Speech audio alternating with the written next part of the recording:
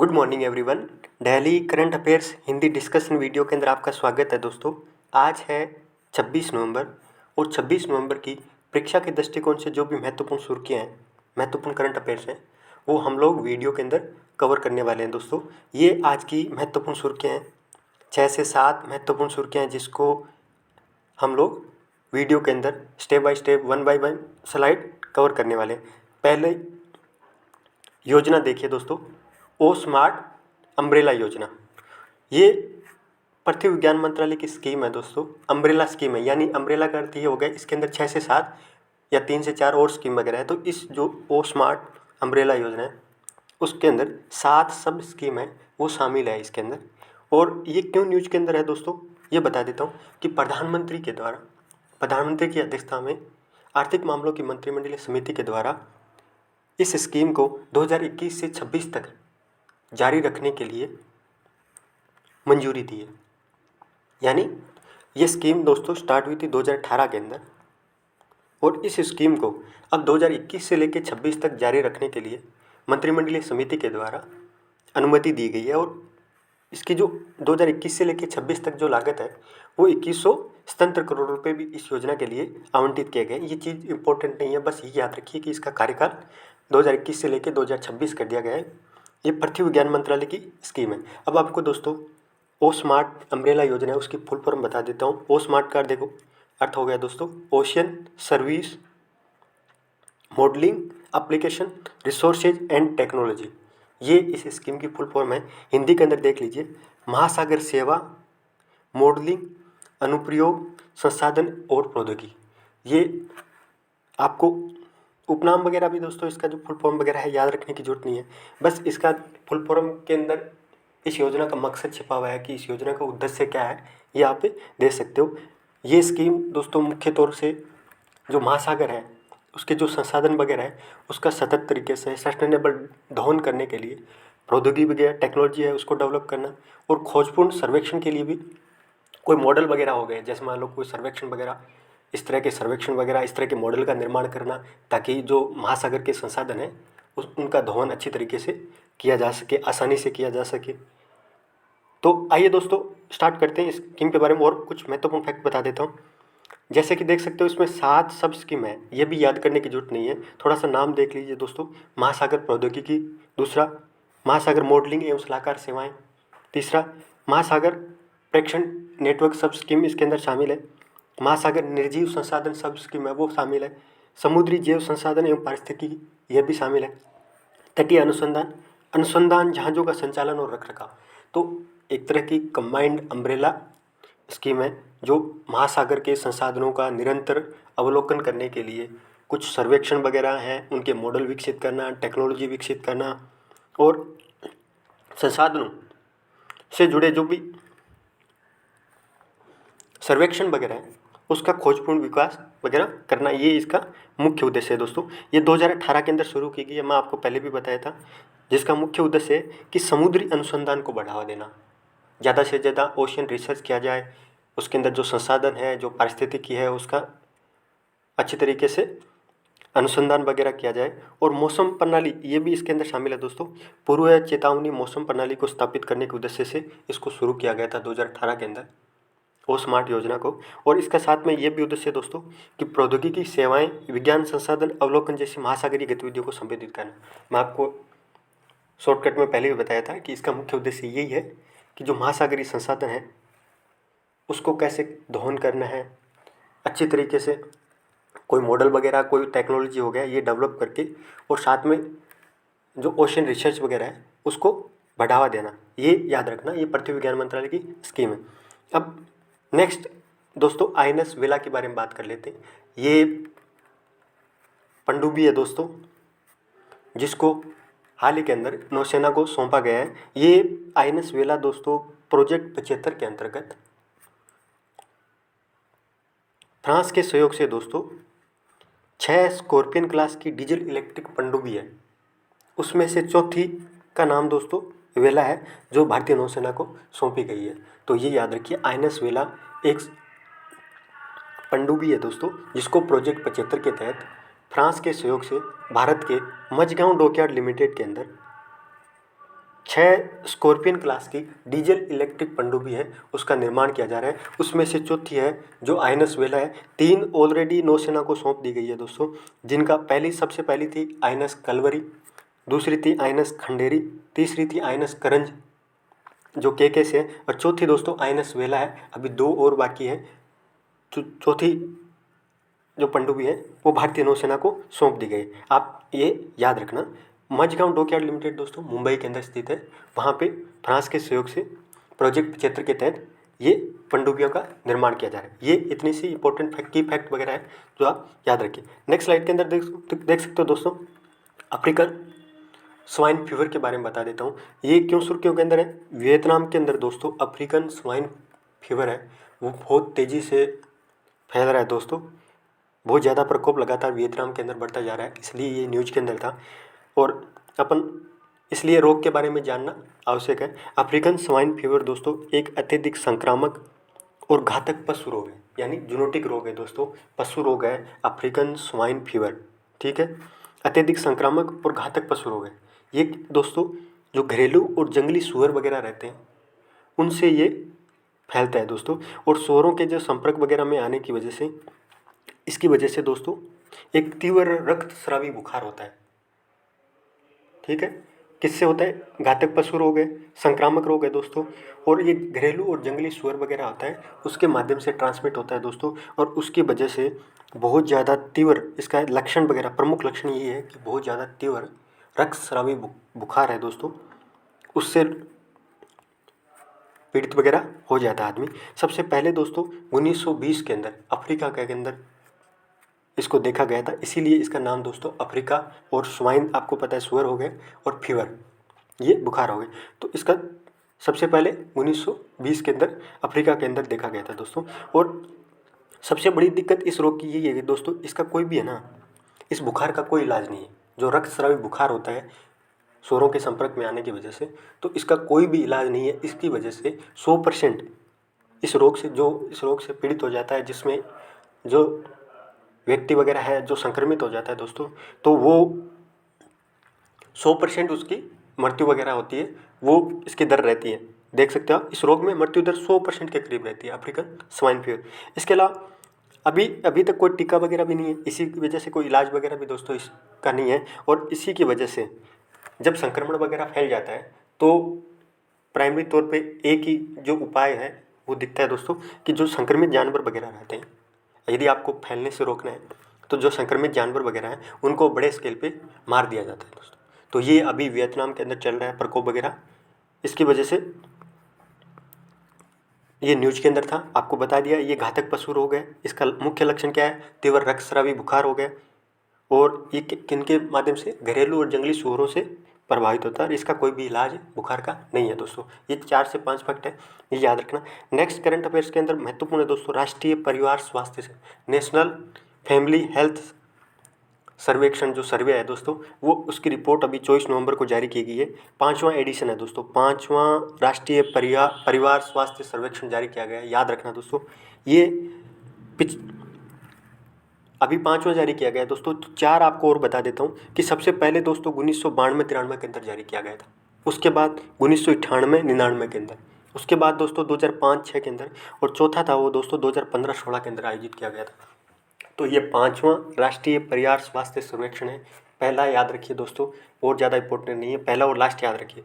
पहला 1992-93 के अंदर ये सर्वेक्षण कंडक्ट करवाना स्टार्ट किया गया था स्वास्थ्य परिवार मंत्रालय के द्वारा, और लास्ट 2015-16 के अंदर था, और अभी ये नया 5वां सर्वेक्षण जारी किया गया है 2021-22 के अंदर। ठीक है दोस्तों, ये एक बहुचरणीय सर्वेक्षण है जिसमें क्या किया जाता है दोस्तों, घर घर जाके परिवार के जो प्रतिनिधि रहते हैं उनसे दोस्तों सर्वे कंडक्ट कराया जाता है।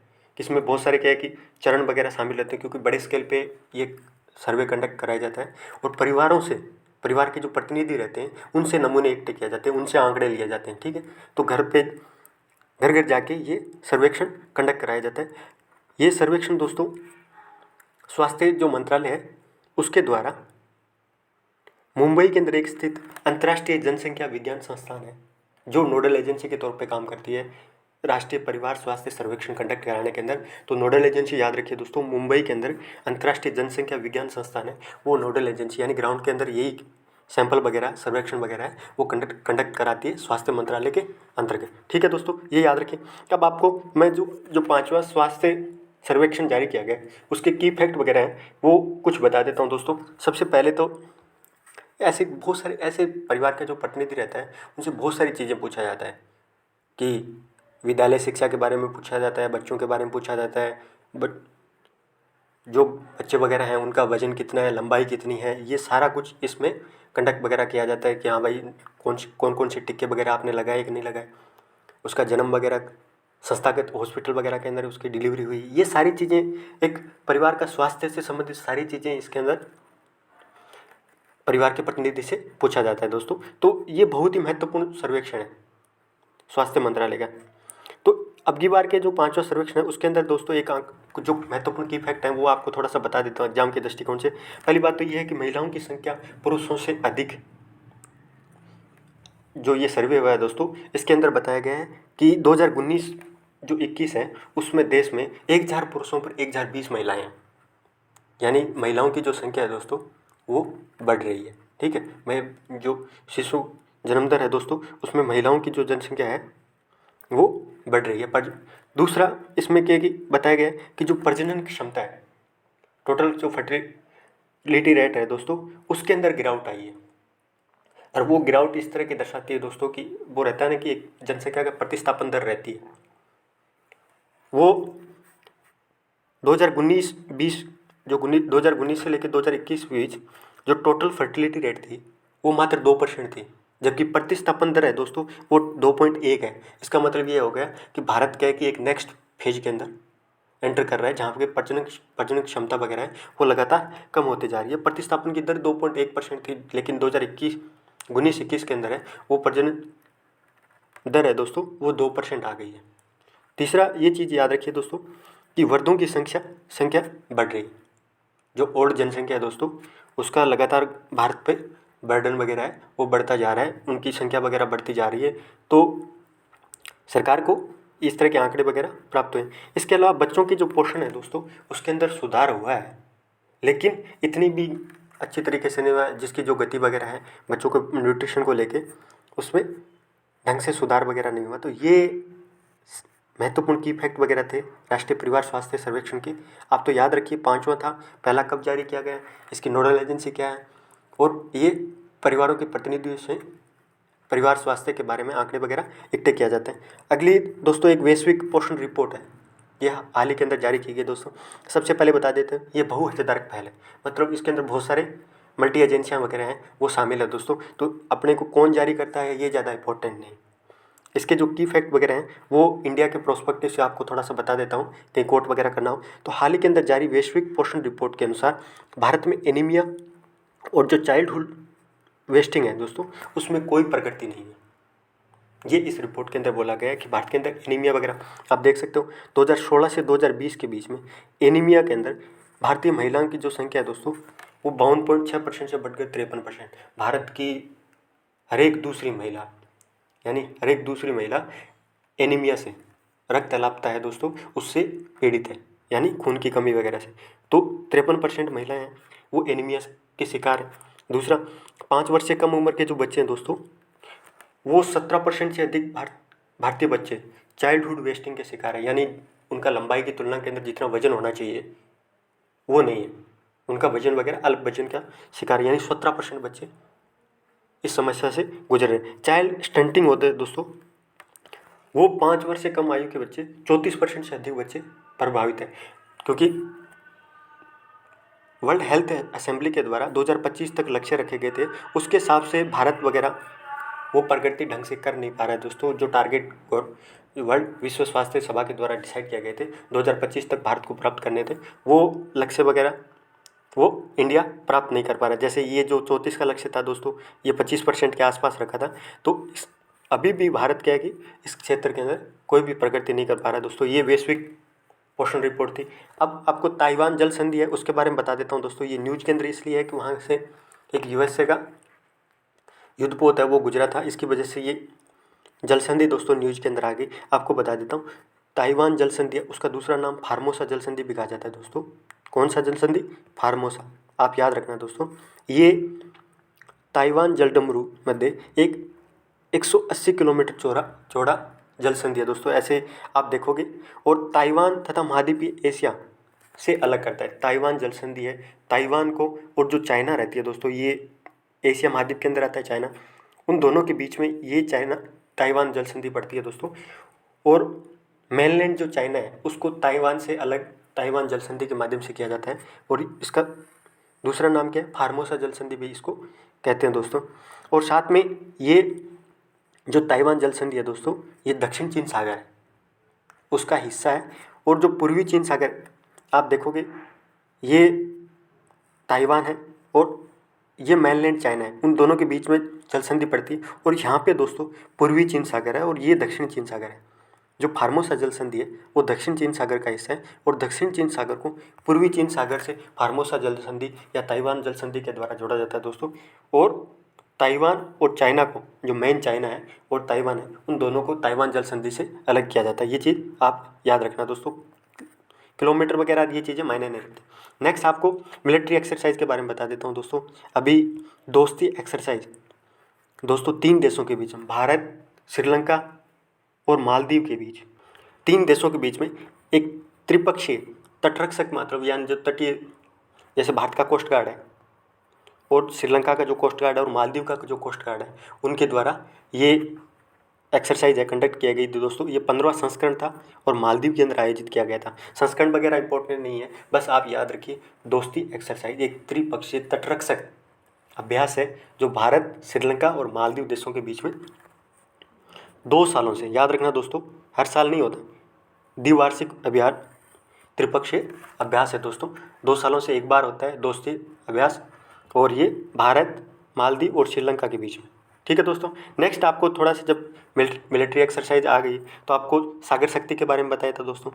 सागर शक्ति एक मल्टी एजेंसी, भारत की सारी जो सुरक्षा एजेंसियाँ हैं, थल सेना, नौसेना, सारी की सारी जो वायुसेना, इसके साथ पुलिस वगैरह, मेरीटाइम वगैरह, कोस्टल गार्ड वगैरह, सारा जो सुरक्षा से संबंधित एजेंसियाँ हैं वो शामिल होकर भारत के जो मल्टी डायमेंशनल सिक्योरिटी थ्रेट रहते हैं उनके प्रति रेडीनेस को लेके अभी कच्छ के रण के अंदर सागर शक्ति एक्सरसाइज संपन्न हुई थी। इसके अलावा आपको कॉर्पोरेट के बारे में बताया था।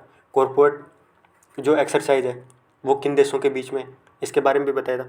अब जब भारत श्रीलंका की बात कर रहा हूँ दोस्तों, तो आप एक मित्र शक्ति अभ्यास के बारे में याद रखिए। मित्र शक्ति अभ्यास भारत और श्रीलंका देशों के, 2 देशों के बीच में द्विपक्षीय मित्र शक्ति अभ्यास है। इसके अलावा सिलनेक्स भी है जो नौसेना के साथ होता है, भारतीय नौसेना और श्रीलंका नौसेना के साथ। सिलनेक्स और मित्र शक्ति दोनों याद रखनी है दोस्तों, दोनों श्रीलंका के साथ भारत के द्वारा एक्सरसाइज या सैन्य अभ्यास कंडक्ट किया जाता है। मालदीव के साथ दोस्तों अभ्यास एक्कुवेरिन, ये अभ्यास का नाम याद रखिए दोस्तों। ये भारत और मालदीव के बीच द्विपक्षीय सैन्य अभ्यास है। क्या नाम है दोस्तों? अभ्यास एक्कुवेरिन। ये आज की महत्वपूर्ण सुर्खियाँ थी जो अपन ने 1 बाय 1 ढंग से देखा है दोस्तों, और मुझे उम्मीद है कि आप लोगों को अच्छी लगी होगी। धन्यवाद दोस्तों।